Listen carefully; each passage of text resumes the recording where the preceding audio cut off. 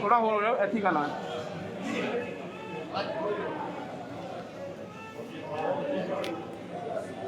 एक मिनट थोड़ा साइड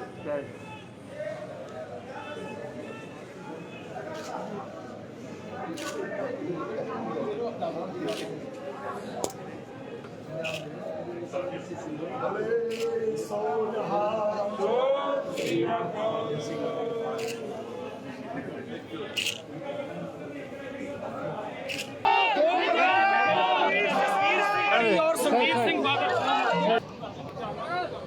बोले सो निहाल। मिस्टर सतीश मिश्रा जी ਜਿਹੜੇ पार्टी लीडर ने राज्य सभा ਦੇ ਵਿੱਚ ਔਰ ਉਚੇਚੇ ਤੌਰ ਤੇ ਭੈਣ ਜੀ ਕੁਮਾਰੀ ਮਾਇਆਵਤੀ ਜੀ ਵੱਲੋਂ ਅੱਜ ਖਾਸ ਸੰਦੇਸ਼ ਲੈ ਕੇ ਇਸ ਧਰਤੀ ਦੇ ਉੱਤੇ ਪਹੁੰਚੇ ਨੇ। ਨੈਸ਼ਨਲ ਜਨਰਲ ਸੈਕਟਰੀ ਨੇ ਉਹਨਾਂ ਦਾ ਸਨਮਾਨ। ਬੜੇ ਸੋ ਨਿਹਾਲ। ਸਾਡੇ ਬਹੁਤ ਹੀ ਸਤਿਕਾਰਯੋਗ ਰਾਜ ਸਭਾ ਦੇ ਮੈਂਬਰ ਨਰੇਸ਼ ਗੁਜਰਾਲ ਸਾਹਿਬ ਉਹ ਵੀ ਚੇਚੇ ਤੌਰ ਤੇ ਸਟੇਜ ਤੇ ਹਾਜ਼ਰ ਨੇ। ਉਹਨਾਂ ਨੂੰ ਮੈਂ ਜੀ ਆਇਆਂ ਆਖਦਾ। ਮਿਸ਼ਰਾ ਜੀ ਦਾ ਸਨਮਾਨ ਹੋ ਰਿਹਾ, ਜਕਾਰੇ ਦੇ ਨਾਲ ਸਵਾਗਤ ਕਰੋ।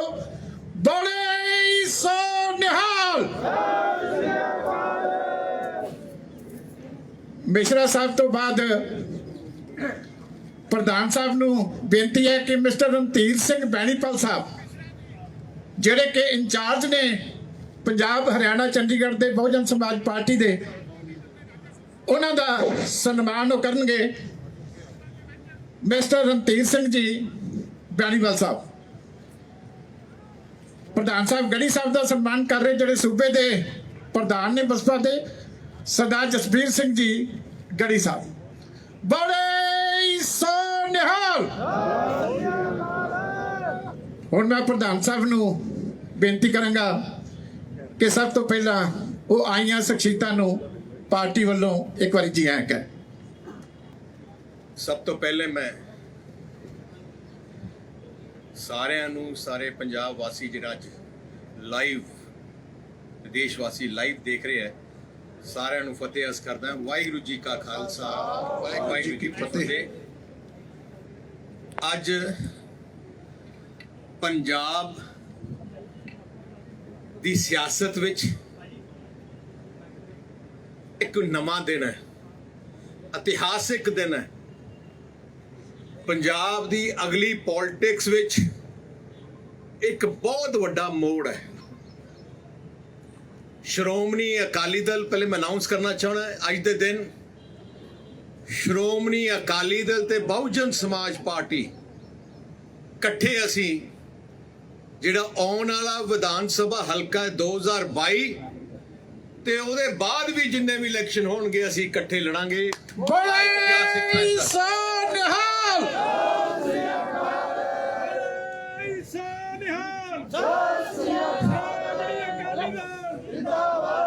ਸ਼੍ਰੋਮਣੀ ਅਕਾਲੀ ਦਲ ਦਾ ਜੋ ਇਤਿਹਾਸ ਹੈ,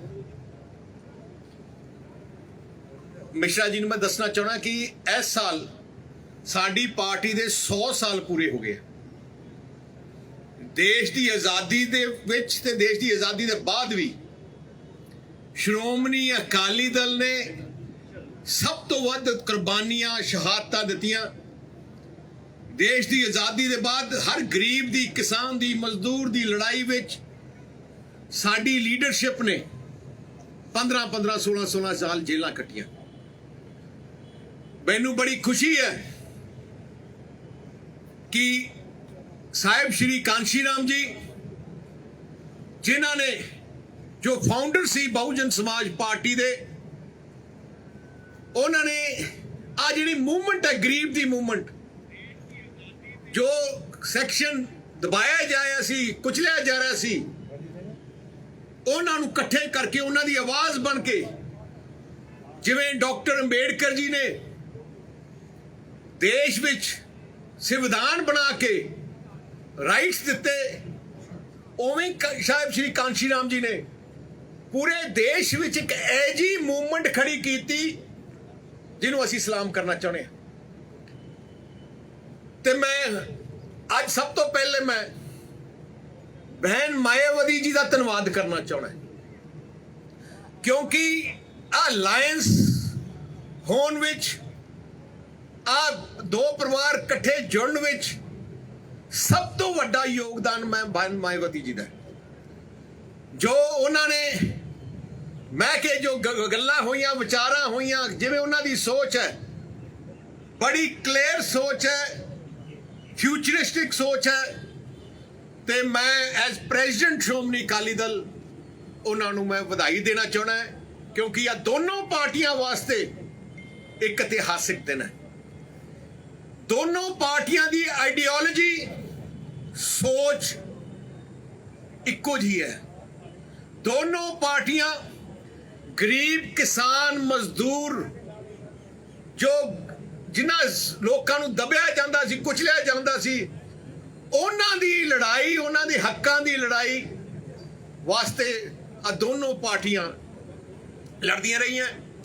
ਜਿਵੇਂ ਪਹਿਲੇ ਦੱਸਿਆ ਗਿਆ, ਪਹਿਲਾ ਸਮਝੌਤਾ ਬਹੁਜਨ ਸਮਾਜ ਪਾਰਟੀ ਨਾਲ 96 ਚ ਹੋਇਆ, ਜਦੋਂ ਜਿੱਥੇ ਬਾਬੂ ਸ਼੍ਰੀ ਕਾਂਸ਼ੀ ਰਾਮ ਜੀ ਇਲੈਕਸ਼ਨ ਲੜੇ, ਉਦੋਂ ਇਤਿਹਾਸਿਕ ਰਿਜ਼ਲਟ ਆਇਆ। 13 ਪਾਰਲੀਮੈਂਟਾਂ ਵਿੱਚੋਂ 11 ਪਾਰਲੀਮੈਂਟ ਸੀਟ ਆ ਗੱਠਜੋੜ ਜਿੱਤੀ। ਬਹੁਜਨ ਸਮਾਜ ਪਾਰਟੀ ਨੇ 3 ਲੜੀਆਂ, 3 ਤੋਂ 3 ਜਿੱਤੇ। ਸ਼੍ਰੋਮਣੀ ਅਕਾਲੀ ਦਲ 10 ਲੜੀ ਸੀ, ਉੱਥੇ 8 ਜਿੱਤੇ। ਤੇ ਮੈਂ ਕਹਿ ਸਕਦਾ ਕਿ ਸਾਡੀ ਪਾਰਟੀ ਵਿੱਚ ਜਦੋਂ ਵਿਚਾਰਾਂ ਸ਼ੁਰੂ ਹੋਈਆਂ ਕਿ ਆਪਣਾ ਫਿਊਚਰ ਕੋਰਸ ਕੀ ਹੈ, ਸਾਡੀ ਪਾਰਟੀ ਵਿੱਚ ਗਰਾਊਂਡ ਲੈਵਲ ਵਰਕਰ ਤੋਂ ਲੈ ਕੇ ਉੱਪਰ ਸੋਚ ਸੀ ਕਿ ਆ ਦੋਨੋਂ ਪਾਰਟੀਆਂ ਨੂੰ ਇਕੱਠਾ ਹੋਣਾ ਚਾਹੀਦਾ ਹੈ, ਕਿਉਂਕਿ ਦੋਨੋਂ ਪਾਰਟੀਆਂ ਦਾ ਮਿਸ਼ਨ ਇੱਕੋ ਇੱਕ ਹੈ। ਸਾਹ ਪ੍ਰਕਾਸ਼ ਸਿੰਘ ਜੀ ਬਾਦਲ 5 ਵਾਰ ਮੁੱਖ ਮੰਤਰੀ ਬਣੇ, ਉਹਨਾਂ ਦੀ ਜਿਹੜੀ ਸੋਚ ਕਰਕੇ ਹੀ ਪੰਜਾਬ ਦੇ ਲੋਕ ਉਹਨਾਂ ਨੂੰ ਟਰਸਟ ਕਰਦੇ। ਸਾਹ ਪ੍ਰਕਾਸ਼ ਸਿੰਘ ਜੀ ਬਾਦਲ ਦੀ ਸਭ ਤੋਂ ਵੱਡੀ ਸੋਚ ਪੰਜਾਬ ਵਿੱਚ ਅਮਨ ਸ਼ਾਂਤੀ ਬਰਕਰਾਰ ਰੱਖਣੀ, ਪੰਜਾਬ ਵਿੱਚ ਭਾਈਚਾਰਕ ਸਾਂਝ ਬਰਕਰਾਰ ਰੱਖਣੀ, ਸਾਰੇ ਧਰਮਾਂ ਦਾ ਸਤਿਕਾਰ ਕਰਨਾ, ਤੇ ਗਰੀਬ, ਕਿਸਾਨ, ਮਜ਼ਦੂਰ ਨੂੰ, ਦਲਿਤ ਪਰਿਵਾਰਾਂ ਨੂੰ, ਬੈਕਵਰਡ ਕਲਾਸ ਨੂੰ ਜੋ ਮੁਸ਼ਕਲਾਂ ਉਹਨਾਂ ਦਾ ਹੱਲ ਕਰਨਾ। ਮੈਂ ਮਿਸ਼ਰਾ ਜੀ ਤੇ ਉਹਨਾਂ ਦੀ ਬੈਨੀਵਾਲ ਸਾਹਿਬ ਬੈਠੇ ਆ, ਗੜੀ ਸਾਹਿਬ ਵੀ ਹੈ, ਉਹਨਾਂ ਨੂੰ ਮੈਂ ਉਹਨਾਂ ਨੂੰ ਸਾਰਾ ਪਤਾ ਹੈ ਕਿ ਜਿੰਨੀਆਂ ਵੀ ਗਰੀਬ, ਕਿਸਾਨ, ਮਜ਼ਦੂਰ ਵਾਸਤੇ ਸਹੂਲਤਾਂ ਪੰਜਾਬ 'ਚ ਮਿਲ ਰਹੀਆਂ ਜਾਂ ਕਿਤੇ ਵੀ ਮਿਲੀਆਂ, 100% 100% ਸਾਹ ਪ੍ਰਕਾਸ਼ ਸਿੰਘ ਜੀ ਬਾਦਲ ਦੀ ਸਰਕਾਰ ਦੇ ਦੌਰਾਨ ਹੀ ਸ਼ੁਰੂ ਹੋਈਆਂ। ਇੱਕ ਬੜੇ ਸੋਨਿਹਾਲ ਜਿੰਦਾਬਾਦ ਜਿੰਦਾਬਾਦ। ਤੇ ਮੈਂ ਇੱਕ ਗੱਲ ਕਹਿਣਾ ਚਾਹਣਾ, ਇੱਕ ਵੀ ਚੀਜ਼ ਕਾਂਗਰਸ ਪਾਰਟੀ ਦੀ ਦੇਣਾ ਕੀ ਸੀ, ਉਹਨਾਂ ਨੇ ਖੋਲ ਦਿੱਤਾ।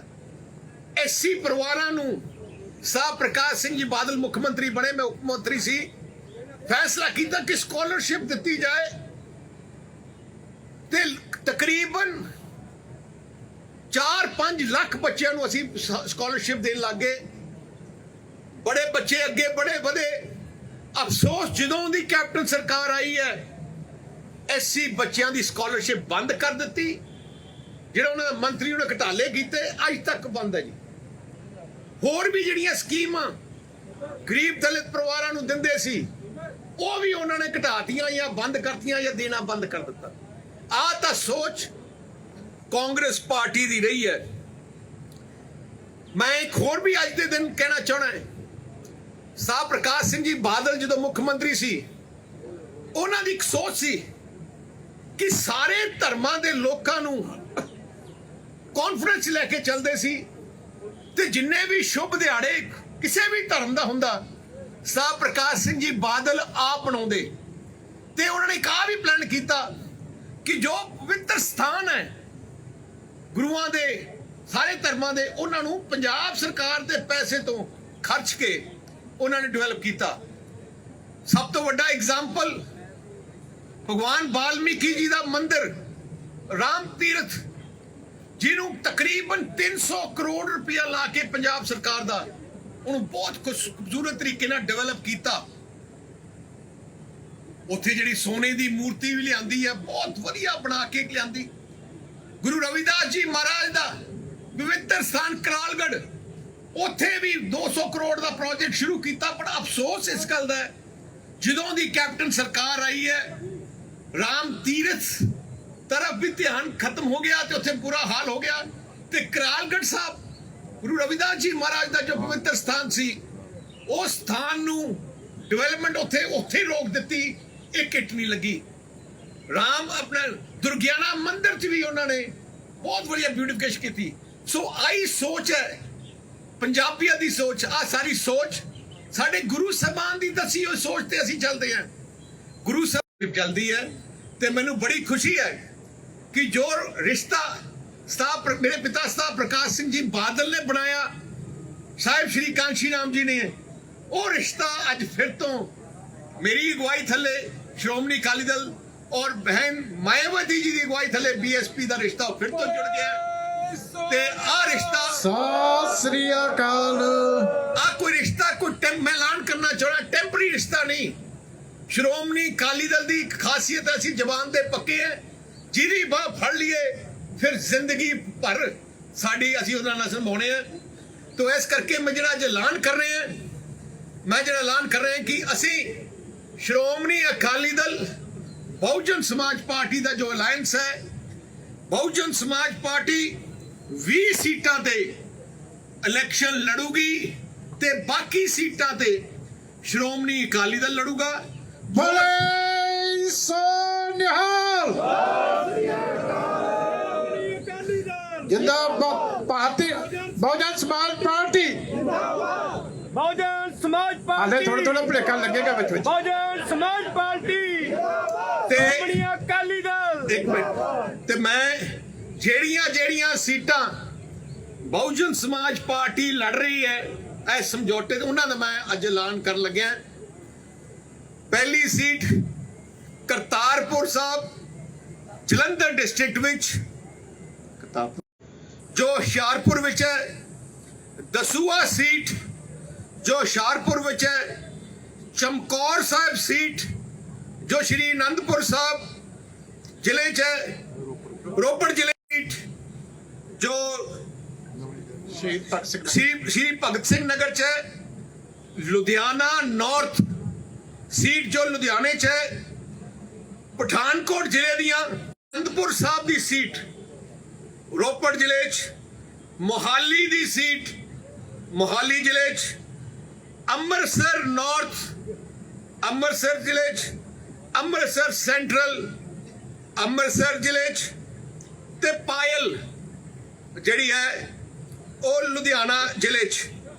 ਇਹ ਸੀਟਾਂ ਵਿੱਚ ਮੈਂ ਕਹਿਣਾ ਚਾਹੁੰਦਾ, ਮਾਲਵਾ ਵਿੱਚ 7 ਸੀਟਾਂ BSP ਲੜੇਗੀ। ਮਾਝਾ ਵਿੱਚ 5 ਸੀਟਾਂ BSP ਲੜੇਗੀ ਤੇ ਦੁਆਬਾ ਵਿੱਚ 8 ਸੀਟਾਂ BSP ਲੜੇਗੀ।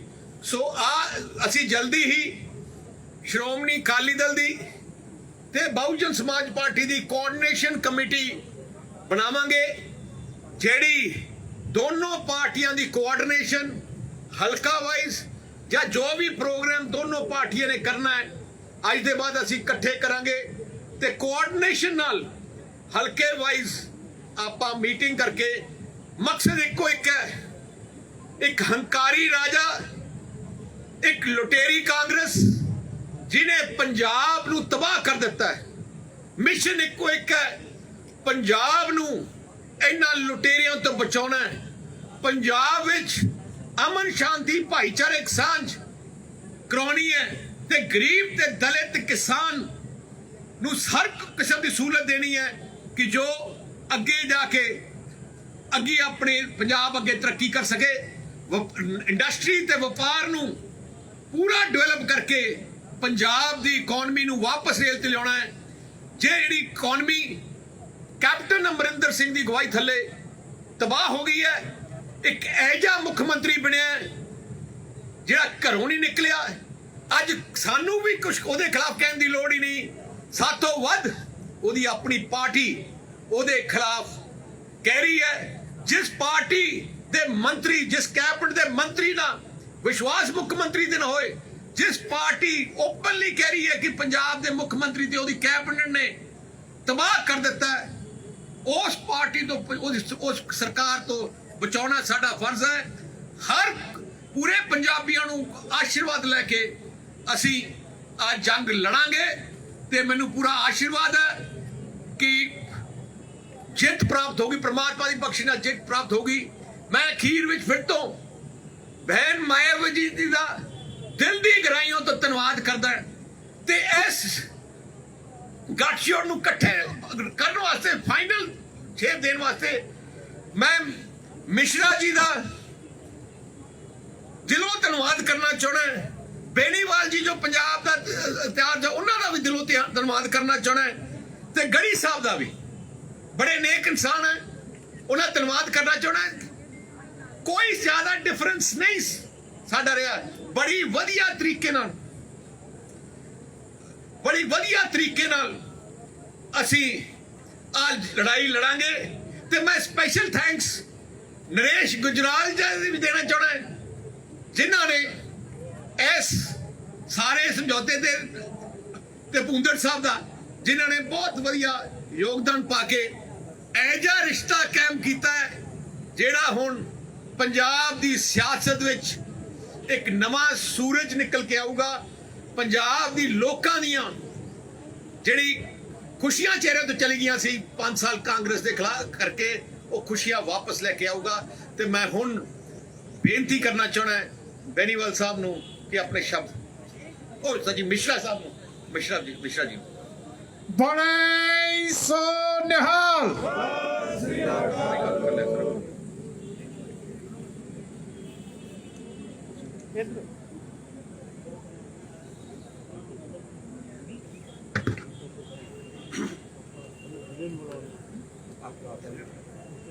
आज पंजाब स्टेट में जैसा कि अभी सुखबीर सिंह बादल जी ने कहा है कि ये एक ऐतिहासिक दिन है, और इस ऐतिहासिक दिन इसलिए ये इतिहास में लिखा जाएगा क्योंकि आज बहुजन समाज पार्टी जो कि एक नेशनल पार्टी है, उसका गठबंधन पंजाब की सबसे मजबूत पार्टी अकाली दल, श्रोमणी अकाली दल के साथ में हो रहा है और हो गया है। ये गठबंधन 25 साल आपस में बिछड़ने के बाद दोबारा हुआ है, और चूंकि ये 25 साल के बाद आपस में मिल रहे हैं, तो जैसा कि अभी सुखबीर जी ने कहा कि ये गठबंधन अब टूटने वाला नहीं है और ये गठबंधन हमारा हमेशा चलता रहेगा। बहुजन समाज पार्टी का हर कार्यकर्ता इस गठबंधन का तहे दिल से स्वागत कर रहा है, क्योंकि बहुजन समाज पार्टी और शिरोमणि अकाली दल की सोच आप और उद्देश्य दोनों ही आपस में मिलते हैं। दोनों ही पार्टियां किसानों, दलितों, शोषितों, मजदूरों तरह दबे कुचले लोगों के हक और उत्थान के लिए लड़ाई लड़ती रहती हैं और लड़ती रहेंगी। बहुजन समाज पार्टी जिसका गठबंधन सन 1984 में पंजाब प्रदेश में जन्मे मानवर श्री काशीराम जी द्वारा तथा माननीय सुश्री बहन मायावती जी के द्वारा, जो कि हमारी राष्ट्रीय अध्यक्ष हैं, किया गया था। पार्टी का गठन परम पूज्य डॉक्टर बाबा साहब भीमराव अंबेडकर जी, जो कि भारत के संविधान के रचयिता हैं और निर्माता हैं, के बताए हुए उद्देश्यों पर चलकर इस देश में सभी उपेक्षित वर्गों को उनका हक दिलाने और उनके अपने पैरों पर खड़ा होकर मांगने वाला नहीं बल्कि देने वाला समाज बनाने के उद्देश्य से किया गया था। आज का यह ऐतिहासिक गठबंधन इतना महत्वपूर्ण है कि इसके लिए सही माने में माननीय बहन मायावती जी, जो हमारी पार्टी की राष्ट्रीय अध्यक्ष हैं, वो स्वयं आना चाहती थी, लेकिन और इस गठबंधन की घोषणा में वो खुद रहना चाहती, लेकिन कोरोना की वजह से और कोरोना में के अंतर्गत लगे जो रिस्ट्रिक्शंस हैं, उसके तहत यहाँ पर, क्योंकि ये सभी को मालूम है, अगर बहन मायावती जी यहाँ आती तो हम लोग बहुजन समाज पार्टी के हजारों कार्यकर्ता जो पंजाब के हैं उनको यहाँ पर आने से रोक नहीं पाते, और कोरोना का उल्लंघन होना लाजमी था। इसलिए बहन मायावती जी ने इस ऐतिहासिक गठबंधन की घोषणा करने के लिए उन्होंने हमें यहाँ पर हमारे दोनों साथियों के साथ में श्री पंजाब स्टेट के जो हमारे पार्टी के कोऑर्डिनेटर हैं श्री रणधीर सिंह बेनीवाल जी, और पंजाब स्टेट के बहुजन समाज पार्टी के अध्यक्ष श्री जसवीर सिंह गढ़ी जी को अधिकृत किया कि हम लोग यहाँ पर आके इस गठबंधन को की घोषणा अपने भाई श्री सुखबीर सिंह बादल जी के साथ में मिलकर के यहाँ पर करने का काम करें। ये गठबंधन इसलिए भी ऐतिहासिक और खास है क्योंकि ये गठबंधन पंजाब प्रदेश में वर्तमान में चल रहे करप्शन और घोटालों से लिप्त कांग्रेस की सरकार, जो खास तौर पर किसान विरोधी एवं दलित विरोधी है, को हटाकर अपनी गठबंधन की सरकार श्री सुखबीर सिंह बादल जी के नेतृत्व में बनाकर इस प्रदेश के सभी किसानों, दलितों, श्री अकाल, सर्व समाज के गरीबों, मजलूमों, मजदूरों आदि की समस्याओं को दूर करते हुए समूचे पंजाब का विकास करते हुए, भ्रष्टाचार को खत्म करते हुए पंजाब के समस्त पंजाबियों को उनका हक और सम्मान दिलाने का काम करेगी। ये हमारा निश्चय और अटल निश्चय। अकाली दल और बहुजन समाज पार्टी के गठबंधन ने पहले भी पंजाब में इतिहास रचने का काम किया है, जैसा कि अभी आपको श्री सुखबीर सिंह बादल जी ने बताया। सन 1996 में के चुनाव में जब बहुजन समाज पार्टी और अकाली दल ने मिलकर के लोकसभा का चुनाव लड़ा था, तो आपको मालूम है कि 13 सीटों में 11 सीटें इस गठबंधन ने जीतने का काम किया था, और जो एक सीट बहुजन समाज पार्टी 4 जो जिसमें लड़ी थी हारी थी, और अकाली दल जिसमें एक में नहीं जीत सकी थी, बहुत ही थोड़े वोटों का अंतर था, वरना पूरा क्लीन स्वीप था। और अब की बार हमें पूरा विश्वास है कि जिस तरह की यहाँ पर सरकार चल रही है, उसको उखाड़ फेंकने का जुनून जो है लोगों के अंदर, उसके तहत में अब की बार की जो गठबंधन की सरकार होगी, जो गठबंधन चुनाव में लड़ेगा, वो अब की बार पूरा एक तरफ से क्लीन स्वीप करके और सरकार पूर्ण बहुमत से नहीं बल्कि बहुत अधिक सीटों के साथ बढ़ करके यहाँ पर सरकार बनाने का ये गठबंधन कार्य करेगा। बड़े सोनिहाल। और कैप्टन, आप जानते हैं कि इस समय कांग्रेस पार्टी की यहाँ सरकार चल रही है, और किसके नेतृत्व में चल रही है? कैप्टन अमरिंदर सिंह के नेतृत्व में चल रही है, जिनकी जो सरकार किसानों और दलितों का खुलेआम उन दोनों पर अत्याचार कर रही है। कांग्रेस हर मामले में दलितों के साथ डिस्क्रिमिनेशन करती चली आ रही है। फंड्स जो पैसा दलितों के उत्थान के लिए चिन्हित होता है और चिन्हित है, उसे रिलीज न करना, उसका दुरुपयोग करके उसको किसी और चीज में लगा लेना, ये उसने कार्य करने का काम यहाँ किया है। लाखों की संख्या में आटा, दाल तथा ओल्ड एज पेंशन के कार्ड्स खत्म कर दिए गए, जिससे कि जो उसके हकदार थे, जिनको उसमें कुछ मिल रहा था, उनका हक छीन लिया जाए। रिजर्वेशन के तहत SC, ST, OBC के कोटा की पोस्ट और खास तौर से SC की कोटा की पोस्टों को खाली रखा गया है और उनको भरा नहीं जा रहा है, जिससे कि उनका हक उनसे छीना जा सके। यह देखा जा रहा है कि यहाँ पर जहाँ दलित स्टूडेंट्स यहाँ दलित स्टूडेंट्स को प्राइवेट कॉलेज में रोल नंबर नहीं दिए जा रहे हैं और इस तरह उनके मैट्रिक स्कॉलरशिप भी नहीं दी जा रही है। शगुन स्कीम भी सही तरीके से नहीं लागू की जा रही है। गरीबों और खास तौर पर दलितों को जो घर देने का वादा किया गया था वो भी पूरा नहीं किया गया जा रहा है।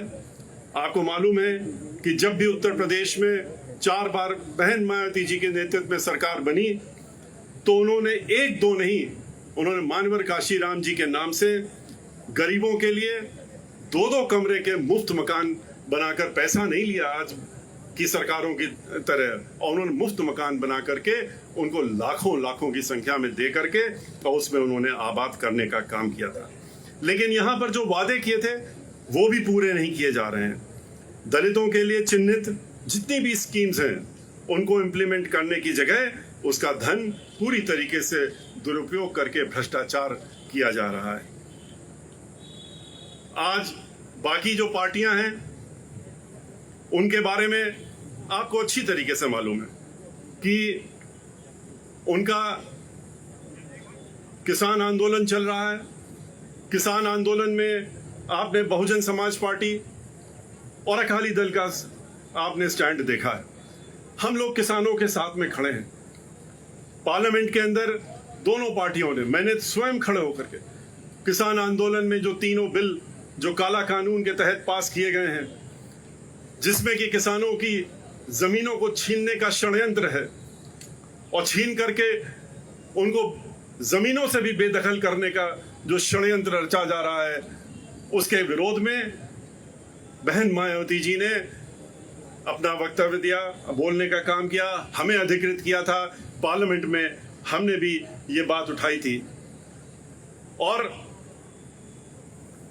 इतना ही नहीं, आपको ये भी मालूम है कि इसका विरोध करते हुए पार्लियामेंट में, लोकसभा के अंदर अकाली दल की के जिनके चूंकि उस समय गठबंधन था, अकाली दल से श्री हरसिमरत कौर जी ये वहां पर मंत्री थी, लेकिन किसानों की जब बात आई, इस किसानों के बिल का उन्होंने विरोध किया। उन्होंने पहले उसको बनाने के पहले भी विरोध किया, जब उनकी नहीं सुनी गई तो उन्होंने इस विरोध को जताते हुए और इस पद को छोड़ते हुए मंत्री के पद को छोड़ने का काम किया, त्यागने का काम किया और इस्तीफा देकर उन्होंने किसानों के लिए खड़े होने का काम किया। तो बहुजन समाज पार्टी और अकाली दल का जो गठबंधन है ये निश्चित करेगा, और ये हम उत्तर प्रदेश में भी किसानों से कह चुके हैं, इस देश के सभी किसानों से कह चुके हैं और यहां फिर दोहराने का काम कर रहे हैं कि इस काले कानून को लागू नहीं होने दिया जाएगा, जिसके लिए किसान दिन रात लड़ाई लड़ रहे हैं और उनका कोई भी हाल पूछने वाला नहीं है। आम आदमी पार्टी के बारे में आपको अच्छी तरीके से मालूम है कि कांग्रेस की ही तरह, जैसे कांग्रेस इस बिल को पहले ला रही थी, जब किसानों ने विरोध किया तो विरोध जताने लगे। आम आदमी पार्टी ने तो इसका स्वागत किया था, इस बिलों का स्वागत करके और अपना बयान दिया था। उसके बाद जब किसानों का आंदोलन देखा, किसान को उन्होंने सड़कों में उतरते हुए देखा तो उन्होंने अपनी पलटी मार दी। तो ऐसे लोगों से भी आपको खास तौर से चौकन्ना रहना पड़ेगा। बीएसपी और शिरोमणि अकाली दल की हम ये अपने साथियों से जितने भी पंजाब में आपके माध्यम से, मीडिया के माध्यम से कहना चाहते हैं कि इन लोगों को, इन पार्टियां जो अपना मुखौटा कुछ रखते हैं, सोच कुछ रखते हैं, उस मुखौटे को पहचानना चाहिए कि उसके अंदर चेहरा कौन सा है। और ये गठबंधन जो है, ये ऐसी जितनी भी पार्टियां हैं उनके इस मुखौटे को जरूर उखाड़ के फेंकेगा और उनका असली चेहरा अब की बार जनता भी लाएगी और पार्टी, हमारे कार्यकर्ता, हम लोग भी लाने का काम करेंगे। हम बहुजन समाज पार्टी पंजाब में उत्तर प्रदेश की तरह, जैसे कि बहन मायावती जी को पूरा देश जानता है, कि कानून के मामले में कोई कॉम्प्रोमाइज नहीं होता है। यहाँ पर भी जो गठबंधन की सरकार है उसने वो जो है कानून के द्वारा कानून की सरकार चलाने का काम करेगा। उत्तर प्रदेश की ही तरह बीएसपी की सरकार गरीबों, यहाँ पर जो गठबंधन की सरकार है, गरीबों, शोषितों, दलितों और मजदूरों, खास तौर पर यहाँ पर पंजाब के किसानों को उनका हक दिलाने के लिए पूरी लड़ाई लड़ेगा। पंजाब में बीएसपी द्वारा, केंद्र द्वारा बनाए ये कानून लागू नहीं होने दिया जाएगा। अंत में मैं ये जरूर कहना चाहूंगा कि मैं उन बातों को नहीं दोहरा रहा हूं जो श्री सुखबीर जी ने अभी आपके सामने रख दी। जैसे कि उन्होंने मंदिर जो काम शुरू किया गया था रविदास जी का, संत रविदास जी का, उसको रोक दिया। कई ऐसी स्कीमें हैं, भ्रष्टाचार जिनका उजागर उन्होंने अभी कर ही दिया है, उनको हम रिपीट नहीं करते हैं। लेकिन हम लोग इस गठबंधन की सरकार बनने के बाद इन सब चीज़ों में पूरी एक साथ मिल करके इनको अमल में लाने का काम करेंगे। और मैं अंत में इतना जरूर कहना चाहूँगा कि मीडिया के माध्यम से कि हमारी पार्टी की राष्ट्रीय अध्यक्ष का ये संदेश पूरे पंजाब के वासियों को मैं देना चाहूँगा उनकी तरफ से कि हम अपने साथियों से ये अनुरोध करना चाहेंगे कि पंजाब में बीएसपी और अकाली दल के इस ऐतिहासिक जो आज गठबंधन हुआ है उसको अपना पूरा समर्थन दें और पंजाब में 2022 के चुनाव में इस गठबंधन की सरकार बनवाने में अपना पूर्ण योगदान देंगे। बहुजन समाज पार्टी के बारे में सभी को मालूम है कि बहुजन समाज पार्टी के कार्यकर्ता बहुत ही अनुशासित रहते हैं और बहन मायावती जी के आदेश और निर्देश और उनके साथ में तत्परता से खड़े रहते हैं। जहां पर भी गठबंधन का, चाहे हमारा प्रत्याशी लड़ रहा हो, चाहे अकाली दल का प्रत्याशी लड़ रहा हो, हमारे जो कार्यकर्ता हैं वो चुनाव के मैदान में इस तरह से उतरेंगे जैसे कि हर सीट पर वो चुनाव खुद लड़ रहे हैं और चुनाव जिता करके अब की बार पंजाब में सरकार जरूर गठबंधन की बनेगी। और जैसा कि शुरू में भी मैंने कहा, श्री सुखबीर सिंह बादल जी के नेतृत्व में ये सरकार बनेगी। इसी के साथ मैं जय भीम, जय भारत। मैं धन्यवाद करदा मिश्रा जी ਦਾ, ਫਿਰ ਤੋਂ ਅਖੀਰ ਬੈਨੀਵਾਲ ਜੀ ਦਾ ਤੇ ਗੜੀ ਸਾਹਿਬ ਦਾ ਜਿਹੜੇ ਅੱਜ ਇੱਥੇ ਸਾਡੇ ਪਾਰਟੀ ਆਫਿਸ ਆਏ ਆ। ਤੇ ਇਹਦੇ ਬਾਅਦ ਅਸੀਂ ਮਿਸ਼ਰਾ ਜੀ ਤੇ ਅਸੀਂ ਨਾਲ ਟੀਮ ਸਾਹਿਬ ਪ੍ਰਕਾਸ਼ ਸਿੰਘ ਜੀ ਬਾਦਲ ਜੋ ਇੱਥੇ ਚੰਡੀਗੜ੍ਹ ਹੈ ਉਹਨਾਂ ਨੂੰ ਮਿਲ ਕੇ ਤੇ ਉਹਨਾਂ ਨੂੰ ਵਾਜਮਾ ਤੋਂ ਵੀ ਆਸ਼ੀਰਵਾਦ ਲੈਣ ਵਾਸਤੇ ਆਪਾਂ ਜਾਵਾਂਗੇ। ਕਿਉਂਕਿ ਆ ਸਾਰਾ ਕੁਛ ਹੀ ਜੋ ਸਟਰਗਲ ਜੋ ਪਾਰਟੀ ਵਿੱਚ ਸਾਹਿਬ ਪ੍ਰਕਾਸ਼ ਸਿੰਘ ਜੀ ਬਾਦਲ ਦਾ ਅੱਜ ਪਾਰਟੀ ਨੂੰ ਇਸ ਮੁਕਾਮ 'ਚ ਪਹੁੰਚਾਉਣ ਦਾ ਯੋਗਦਾਨ ਹੈ। ਉਹਨੂੰ ਆਪਾਂ ਉਹ ਲਫ਼ਜ਼ ਨਹੀਂ ਜਿਨ੍ਹਾਂ ਨਾਲ ਮੈਂ ਗੱਲ ਕਰ ਸਕਾਂ। ਤੇ ਜੋ ਰਿਸ਼ਤਾ ਸ਼੍ਰੀ ਕਾਂਚੀ ਰਾਮ ਜੀ ਸਾਹਿਬ, ਸ਼੍ਰੀ ਕਾਂਚੀ ਰਾਮ ਜੀ ਦਾ ਬਾਦਲ ਸਾਹਿਬ ਨਾਲ ਸ਼ੁਰੂ ਹੋਇਆ ਸੀ, ਉਹ ਰਿਸ਼ਤਾ ਫਿਰ ਤੋਂ ਕਾਇਮ ਤੇ ਅੱਜ ਬਹਿਨ ਮਾਈਵਤੀ ਜੀ ਨਾਲ ਤੇ ਸ਼੍ਰੋਮਣੀ ਅਕਾਲੀ ਦਲ ਤੇ ਬੀਐਸਪੀ ਦਾ ਰਿਸ਼ਤਾ ਬਣ ਗਿਆ। ਸੋ ਮੈਂ ਮੀਡੀਆ ਨੂੰ ਕਹਿਣਾ ਚਾਹਣਾ, ਅੱਜ ਦੀ ਦਿਨ 'ਚ ਅਸੀਂ ਦੋਨੋਂ ਪਾਰਟੀਆਂ ਨੇ ਫੈਸਲਾ ਕੀਤਾ ਹੈ। ਮੈਂ ਰਿਕੁਐਸਟ ਕਰਦਾ ਅੱਜ ਸਵਾਲ ਨਹੀਂ ਲਿੱਤੇ ਜਾਣਗੇ। ਮੇਰੀ ਇੱਕੋ ਇੱਕ ਰਿਕੁਐਸਟ ਹੈ, 1-2 ਦਿਨ ਬਾਅਦ ਆਪਾਂ ਬਹਿ ਕੇ ਤੁਹਾਡੇ ਨਾਲ ਚਾਹ ਵੀ, ਰੋਟੀ ਵੀ ਤੇ ਨਾਲੇ ਤੁਹਾਡੇ ਨਾਲ ਸਾਰੇ ਸਵਾਲਾਂ ਦਾ ਜਵਾਬ ਦਾਂਗੇ। ਸਾਰਿਆਂ ਦਾ ਬਹੁਤ ਧੰਨਵਾਦ।